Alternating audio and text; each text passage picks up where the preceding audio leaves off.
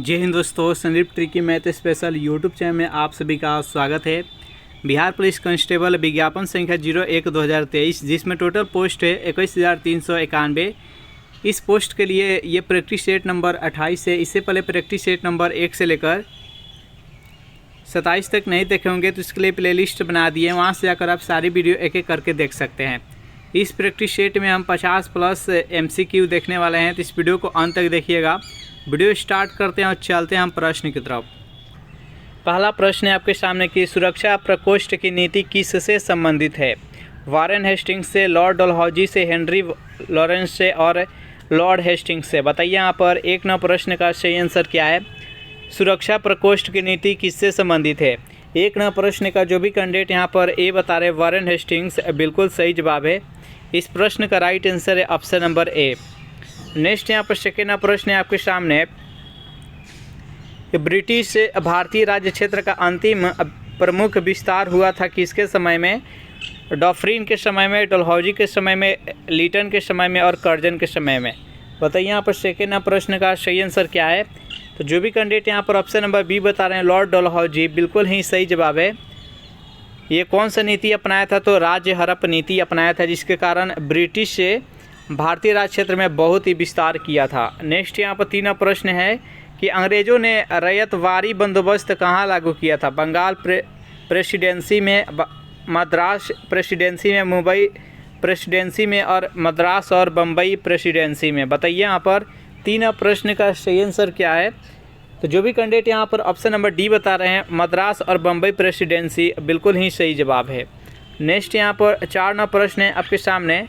प्रश्न है कि 19वीं शताब्दी के दौरान होने वाले बहावी आंदोलन का मुख्य केंद्र था लाहौर, पटना, अमृतसर और पुणे।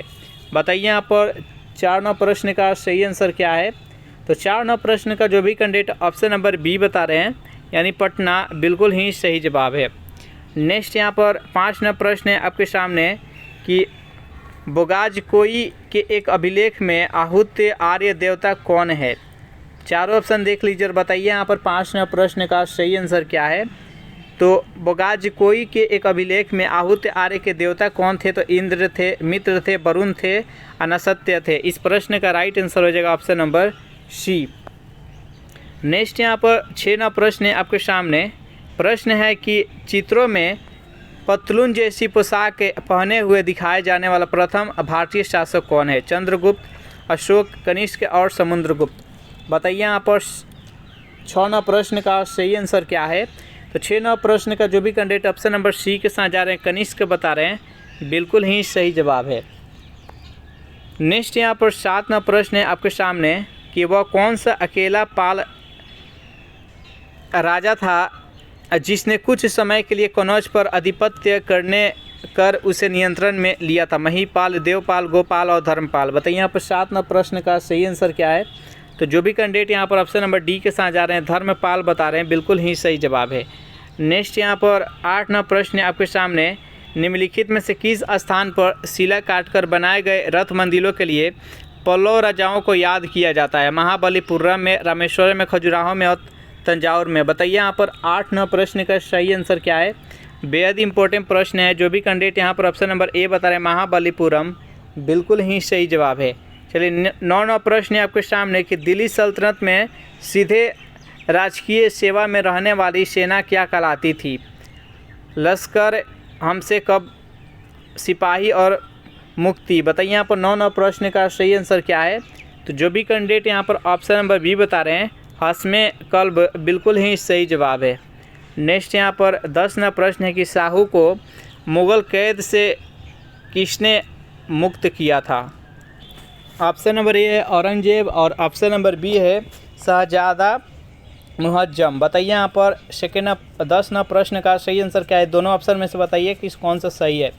तो शाहू को मुग़ल कैद से किसने मुक्त किया था? तो शहजादा मुहज्जम। जो भी कैंडिडेट यहाँ पर ऑप्शन नंबर बी बता रहे हैं, बिल्कुल ही सही जवाब है। सेशन आप लोग को अच्छा लग रहा है तो वीडियो को लाइक कर दीजिए, अपने दोस्तों के पास जल्दी से शेयर कर दीजिए। 11 प्रश्न बेहद इंपॉर्टेंट प्रश्न है कि निम्नलिखित में से किस लेखक ने अकबर के दीने इलाही को उनकी मूर्खता का और न ही बुद्धिमत्ता का स्मारक कहा? बदायूनी ने विसेंट स्मिथ ने, बर्नी ने और डब्ल्यू हेग ने। बताइए यहाँ पर 11वां प्रश्न का सही आंसर क्या है। तो 11वां प्रश्न का जो भी कैंडिडेट यहाँ पर ऑप्शन नंबर सी के साथ जा रहे हैं, बर्नी बिल्कुल ही सही जवाब है। दीन इलाही का स्थापना अकबर के द्वारा कब किया गया था। तो 1582 ईस्वी, याद रखिएगा। नेक्स्ट क्वेश्चन देखते हैं यहाँ पर 12वां प्रश्न है कि 1505 में भारत में पहले पुर्तगाली वायसराय द्वारा किस किले का निर्माण कराया गया था। चारों ऑप्शन देख लीजिए और बताइए यहाँ पर 12वां प्रश्न का सही आंसर क्या है। तो 1505 में भारत में पहले पुर्तगाली वायसराय के द्वारा किस किले का निर्माण करवाया गया था। तो 12वां प्रश्न का जो भी कैंडिडेट यहाँ पर ए बता रहे हैं, सेंट एंजेलो फोर्ट बिल्कुल ही सही जवाब है। नेक्स्ट यहाँ पर 13वां प्रश्न है कि भारत की सर्वाधिक आद्य जनजाति कौन सी है। गोंड, जरवा, जुआंग और लेप्चा। बताइए यहाँ पर 13वां प्रश्न का सही आंसर क्या है। तो 13वां प्रश्न का जो भी कैंडिडेट यहाँ पर ऑप्शन नंबर बी बता रहे हैं, यानी जारवा बिल्कुल ही सही जवाब है। नेक्स्ट यहाँ पर 14वां प्रश्न है आपके सामने कि निम्न नगर युगों में से कौन से नगर युग में लगभग एक ही अक्षांश पर अवस्थित है, फिर भी उसके वार्षिक वर्षा की कुल मात्रा का अंतर सर्वाधिक सुस्पष्ट है। चारों ऑप्शन देख लीजिए और बताइए यहाँ पर 14वां प्रश्न का सही आंसर क्या है। बेंगलुरु, चेन्नई, मुंबई, विशाखापट्टनम, अजमेर और शिलोंग और नागपुर और कोलकाता। तो 14वां प्रश्न का जो भी कैंडिडेट यहाँ पर सी बता रहे हैं, अजमेर और शिलोंग बिल्कुल ही सही जवाब है। दोनों के दोनों एक ही अक्षांश पर अवस्थित है, लेकिन जो वार्षिक वर्षा होता है उसमें काफ़ी डिफरेंस है। नेक्स्ट यहाँ पर 15वां प्रश्न की लिपू लेक दर्रा स्थित है जम्मू कश्मीर में, हिमाचल प्रदेश और उत्तराखंड। बताइए यहाँ पर 15वां प्रश्न का सही आंसर क्या है। जैसे बताइए यहाँ पर लिपू लेक दर्रा किस राज्य में स्थित है। तो ये उत्तराखंड में स्थित है। जो भी कैंडिडेट यहाँ पर ऑप्शन नंबर सी बता रहे हैं बिल्कुल ही सही जवाब है। नेक्स्ट प्रश्न देखते हैं। प्रश्न है आपके सामने कि ब्लैक होल अंतरिक्ष में एक पिंड है जो किसी भी प्रकार के विकिरण को बाहर नहीं आने देता है। इस गुण का कारण इसका बहुत छोटा आकार है, इसका बहुत बड़ा आकार है, बहुत उच्च घनत्व है और बहुत अल्प घनत्व है। बताइए यहाँ पर 16वां प्रश्न का सही आंसर क्या है। तो इसका बहुत उच्च घनत्व है जिसके कारण किसी प्रकार का विकिरण बाहर नहीं आता है। इसका right answer option number C. Next यहाँ पर 17वां प्रश्न है कि शिवालिक श्रेणी की ऊंचाई है। शिवालिक जो श्रेणी है, शिवालिक श्रेणी जो कि हिमालय को कितने भागों में बांटा गया है। तो हिमालय को 3 भागों में मुख्यतः भागा गया है।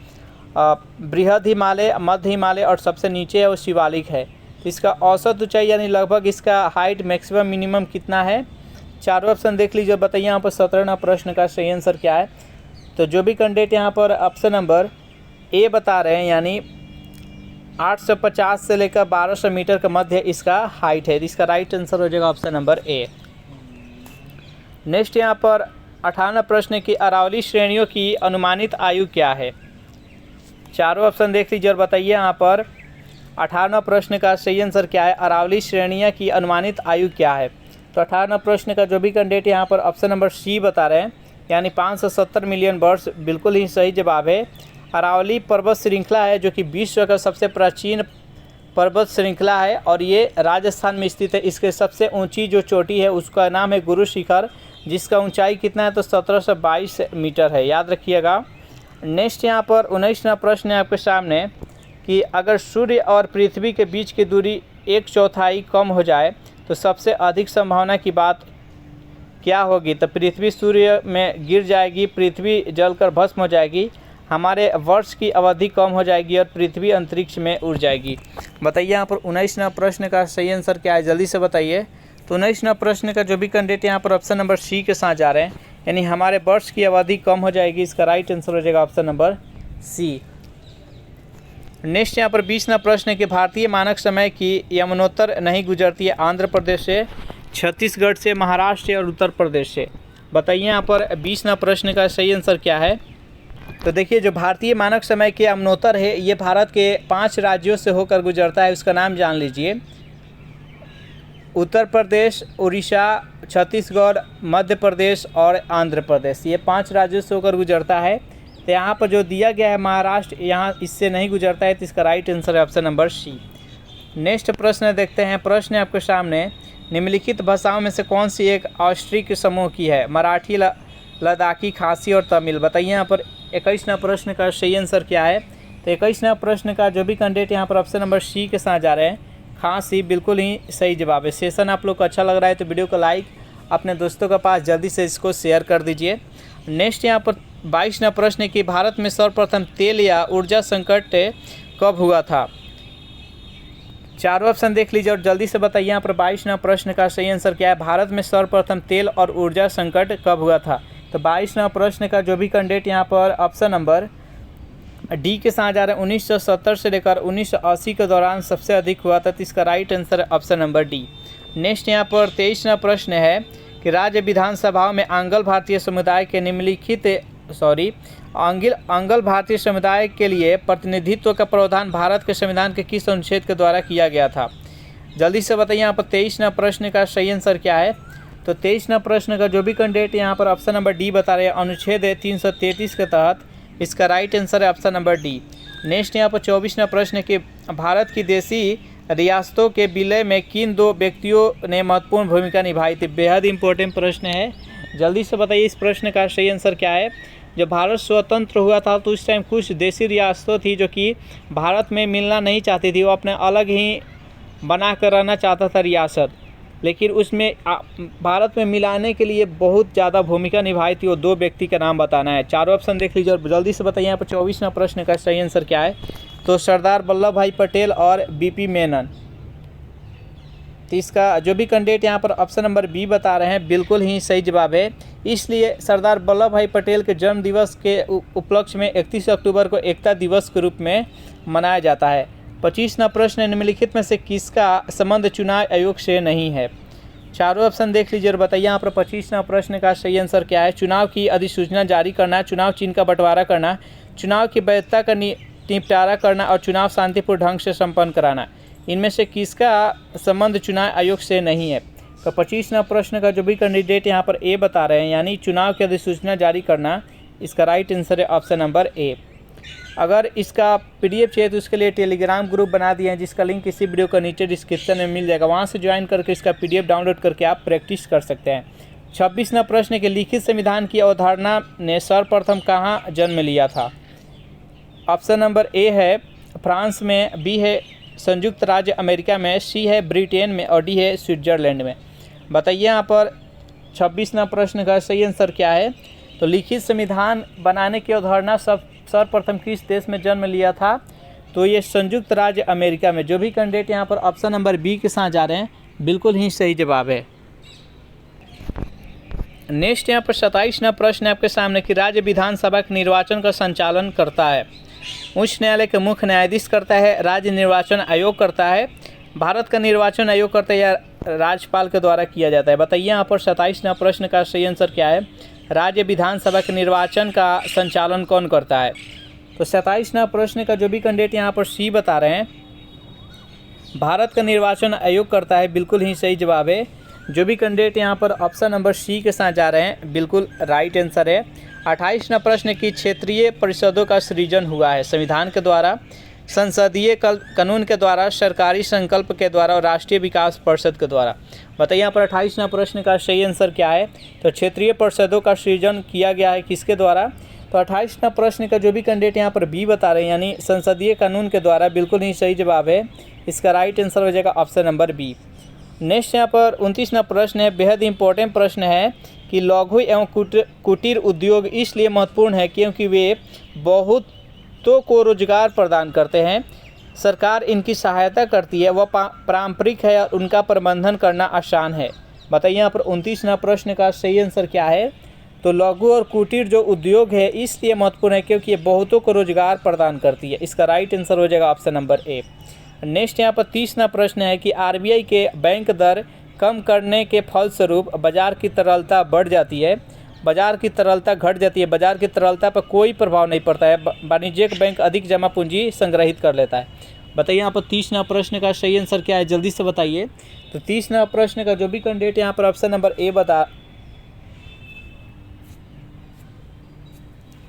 रहे हैं, बाजार की तरलता बढ़ जाती है, बिल्कुल ही सही जवाब। जैसे ही आरबीआई बैंक के दर को कम करेगा तो तरलता बढ़ जाएगा। इसका राइट आंसर हो जाएगा ऑप्शन नंबर ए। नेक्स्ट प्रश्न है यहाँ पर 31 नंबर की, निम्नलिखित में से कौन मुद्रास्फीति के नियंत्रण की विधि नहीं है? मांग पर नियंत्रण करना, मुद्रा की पूर्ति पर नियंत्रण करना, ऑप्शन नंबर इसका सी है ब्याज दर को कम करना, और डी है वस्तुओं की राशनिंग करना। बताइए यहाँ पर 31वां प्रश्न का सही आंसर क्या है? तो जो भी कैंडिडेट यहाँ पर सी के साथ जा रहे हैं, ब्याज दर को कम करना बिल्कुल ही सही जवाब है। चलिए नेक्स्ट यहाँ पर 32वां प्रश्न है आपके सामने कि भारत में सामुदायिक विकास कार्यक्रम कब आरंभ हुआ था? 2 अक्टूबर 1950, 2 अक्टूबर 1951, 2 अक्टूबर 1952 और 2 अक्टूबर 1953। बताइए इस प्रश्न का सही आंसर क्या है? जल्दी से कमेंट कीजिए। तो 32वां प्रश्न का जो भी कैंडिडेट यहाँ पर ऑप्शन नंबर सी के साथ जा रहे हैं 2 अक्टूबर 1952 बिल्कुल ही सही जवाब है। नेक्स्ट यहाँ पर 33वां प्रश्न है कि भारत की 1/3 से अधिक जनसंख्या किन राज्यों में संकेंद्रित है?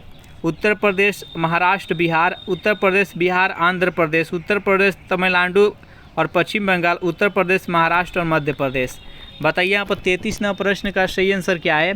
भारत की 1/3 से अधिक जनसंख्या किन 3 राज्यों में संग्रहित है? तो यहाँ पर 33वां प्रश्न का जो भी कैंडिडेट यहाँ पर ए बता रहे हैं, यानी उत्तर प्रदेश, महाराष्ट्र और बिहार बिल्कुल ही सही जवाब है।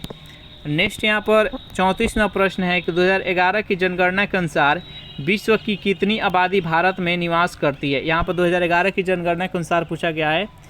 तो 34वां प्रश्न का जो भी कैंडिडेट यहाँ पर ऑप्शन नंबर बी बता रहे हैं, यानी 17.5% बिल्कुल ही सही जवाब है। नेक्स्ट यहाँ पर 35वां प्रश्न है कि निम्नलिखित बहुलोकों में से किसका उपयोग ना चिपकने वाली कढ़ाई के निर्माण में किया जाता है? टेफ्लॉन का, नियोप्रीन का, पॉलीविनाइल क्लोराइड का और गट्टा पर्चा का। बताइए यहाँ गट्टा पर्चा का। बताइए यहाँ पर 35वां प्रश्न का सही आंसर क्या है? तो 35वां प्रश्न का जो भी कैंडिडेट यहाँ पर ए बता रहे हैं टेफ्लॉन बिल्कुल ही सही जवाब है। नेक्स्ट यहाँ पर 36वां प्रश्न है कि किसी पिंड का भार पृथ्वी तल पर सबसे जगह समान होती है? यानी किसी पिंड का यहाँ पर भार की बात किया जा रहा है, द्रव्यमान के नहीं, कि पृथ्वी तल के सभी जगह समान होता है, ध्रुव पर सर्वाधिक होता है, विषुवत रेखा पर अधिक होता है, मैदानों की अपेक्षा पहाड़ों पर अधिक होता है। बताइए यहाँ पर 36वां प्रश्न का सही आंसर क्या है? तो किसी पिंड का भार कहाँ पर कैसा रहता है आपको बताना है, इसमें से कौन सा कथन सही है? तो 36वां प्रश्न का जो भी कैंडिडेट बी बता रहे यानी ध्रुव पर सर्वाधिक होता है बिल्कुल ही सही जवाब है। इसका राइट आंसर है ऑप्शन नंबर बी। नेक्स्ट यहाँ पर प्रश्न है आपके सामने,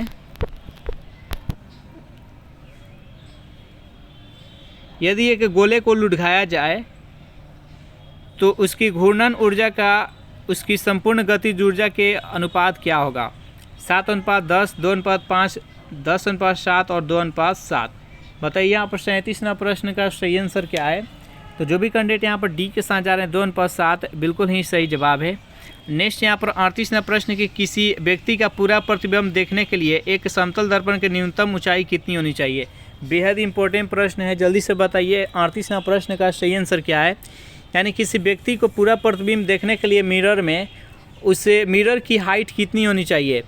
व्यक्ति के हाइट के बराबर, व्यक्ति के ऊंचाई के आधा, व्यक्ति की ऊंचाई के 1/4 उपयुक्त में से कोई नहीं। बताइए यहाँ पर 38वां प्रश्न का सही आंसर क्या है?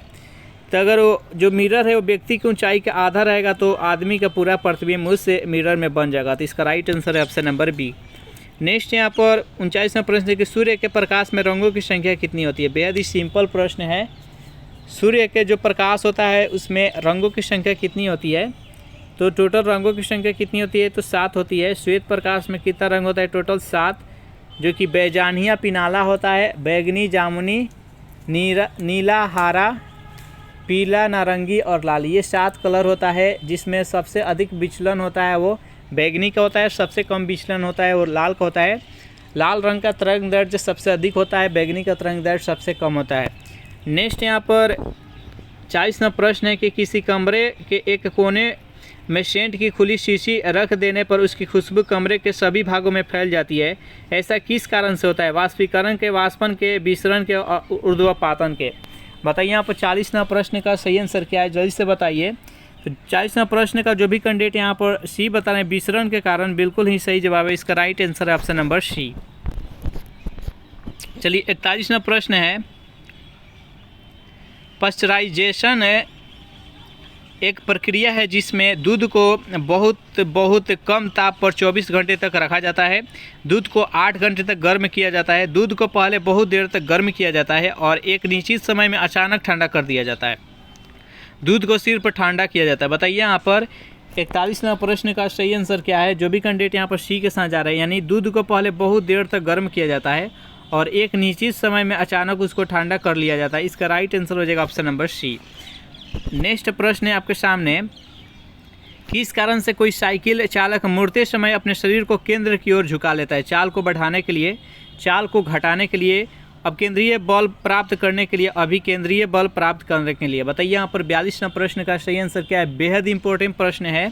जब कोई आप देखते होंगे, जब कोई व्यक्ति साइकिल चलाता है तो जहाँ पर भी टर्निंग रहता है वह उसके तरफ वो अपना शरीर को झुका लेता है। किस कारण से झुकाता है?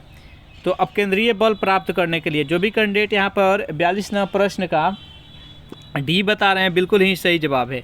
नेक्स्ट यहाँ पर 43वां प्रश्न है कि साबुन की पतली झाग में चमकदार रंगों का बनना किस परिघटना का परिणाम है? बहुलित परावर्तन व्यतिकरण का, बहुलित अपवर्तन और परिक्षेपण का, विवर्तन और परिक्षेपण का, ध्रुवण और व्यतिकरण का। बताइए यहाँ पर 43वां प्रश्न का सही आंसर क्या है। तो साबुन का जो पतली झाग होती है उसमें देखते होंगे चमकदार रंग बनता है, वो किस परिघटना का परिणाम है? तो बहुलित परावर्तन और व्यतिकरण के कारण ऐसा होता है। इसका राइट आंसर हो जाएगा ऑप्शन नंबर ए। नेक्स्ट यहाँ पर 44वां प्रश्न, निम्न में से कौन सा रासायनिक परिवर्तन की प्रक्रिया है? साधारण लवण का जल में घुलना, प्रभाजी आश्ररण से पेट्रोलियम का शोधन, मोटर कारों में पेट्रोलों का दहन और पेट्रोलो एथिल एल्कोहल को मिलाना। इनमें से बताना है कि कौन सा रासायनिक परिवर्तन का एक प्रक्रिया है। तो 44वां प्रश्न का जो भी कैंडिडेट यहाँ पर सी बताएं, मोटर कारों में पेट्रोल का दहन, बिल्कुल ही सही जवाब हो जाएगा। नेक्स्ट यहाँ पर 45वां प्रश्न के निम्नलिखित में से कौन सा रोग एक वायरस द्वारा होता है? डिप्थीरिया, मलेरिया, हैजा और हेपेटाइटिस। बताइए यहाँ पर 45वां प्रश्न का सही आंसर क्या है। इनमें से कौन सा बीमारी है जो कि वायरस के द्वारा होता है? 45वां प्रश्न का जो भी कैंडिडेट यहाँ पर डी बता रहे हैं, हेपेटाइटिस, बिल्कुल ही सही जवाब है। इसका राइट आंसर हो जाएगा ऑप्शन नंबर डी। नेक्स्ट यहाँ पर 46वां प्रश्न है कि पौधे किसके द्वारा अतिरिक्त जल से छुटकारा पा सकते हैं? वाष्पोत्सर्जन के द्वारा, परिसंचरण के द्वारा, मल त्याग द्वारा और श्वसन के द्वारा। बताइए यहाँ पर 46वां प्रश्न का सही आंसर क्या है। यानी जो पौधे में अतिरिक्त जल रहता है वो किसके द्वारा वो छुटकारा पाता है? तो वाष्पोत्सर्जन करके। जो भी कैंडिडेट यहाँ पर ऑप्शन नंबर ए बता रहे हैं, वाष्पोत्सर्जन, बिल्कुल ही सही जवाब है। नेक्स्ट यहाँ पर 47वां प्रश्न कि नाटो का मुख्यालय कहाँ पर है? बेहद इंपॉर्टेंट प्रश्न है, जल्दी से बताइए यहाँ पर 47वां प्रश्न का राइट आंसर क्या है। ब्रुसेल्स, ऑप्शन नंबर इसका बी है लंदन, सी है न्यूयॉर्क और डी है पेरिस। बताइए यहाँ पर नाटो का मुख्यालय कहाँ पर है? तो जो भी कैंडिडेट यहाँ पर ए बता रहे हैं ब्रुसेल्स, बिल्कुल ही सही जवाब है। जल्दी से कमेंट कीजिए कि वर्तमान समय में नाटो में टोटल कितने देश यानी कितने इसमें सदस्य है। चलिए नेक्स्ट यहाँ पर 48वां प्रश्न है कि प्रथम विश्व कप फुटबॉल का आयोजन कहाँ हुआ था? पुर्तगाल में, उरुग्वे में, ब्राज़ील में और फ्रांस में। बताइए यहाँ पर 48वां प्रश्न का सही आंसर क्या है। प्रथम विश्व कप फुटबॉल का आयोजन किस देश में हुआ था? पुर्तगाल में, उरुग्वे, ब्राज़ील और फ्रांस। जो भी कैंडिडेट यहाँ पर 48वां प्रश्न का बी बता रहे हैं उरुग्वे, बिल्कुल ही सही जवाब है। और आपको कमेंट करना है कि प्रथम विश्व कप फुटबॉल का कौन सा देश जीता था। नेक्स्ट यहाँ पर 49वां प्रश्न है कि विश्व में प्रथम परमाणु परीक्षण किस देश के द्वारा किया गया था? अमेरिका, चीन, जापान और रूस। बताइए यहाँ पर 49वां प्रश्न का सही आंसर क्या है। विश्व में प्रथम परमाणु परीक्षण किस देश के द्वारा किया गया था? तो अमेरिका के द्वारा। तो इसका राइट आंसर है ऑप्शन नंबर ए। और नेक्स्ट यहाँ पर 50वां प्रश्न है कि वाचस्पति पुरस्कार किस क्षेत्र में प्रदान किया जाता है? हिंदी साहित्य, संस्कृत साहित्य, तेलुगु साहित्य और तमिल साहित्य। बताइए यहाँ पर 50वां प्रश्न का सही आंसर क्या है। तो वाचस्पति पुरस्कार किस क्षेत्र में प्रदान किया जाता है? तो ये संस्कृत के क्षेत्र में प्रदान किया जाता है। जो भी कैंडिडेट यहाँ पर ऑप्शन नंबर बी के साथ जा रहे हैं, बिल्कुल ही सही जवाब है। तो इस प्रकार से यह सेशन यहीं पर समाप्त हो रहा है। सेशन आप लोगों को कैसा लगा जरूर कमेंट करके बताइएगा। सेशन आप लोग को अच्छा लगा हो तो वीडियो को लाइक कर दीजिए, अपने दोस्तों के पास शेयर कर दीजिए। और जो भी कैंडिडेट अभी तक इस चैनल को सब्सक्राइब नहीं किए होंगे तो फटाफट इस चैनल को सब्सक्राइब कर लीजिएगा। Thanks for watching this video. मिलते हैं नेक्स्ट वीडियो में।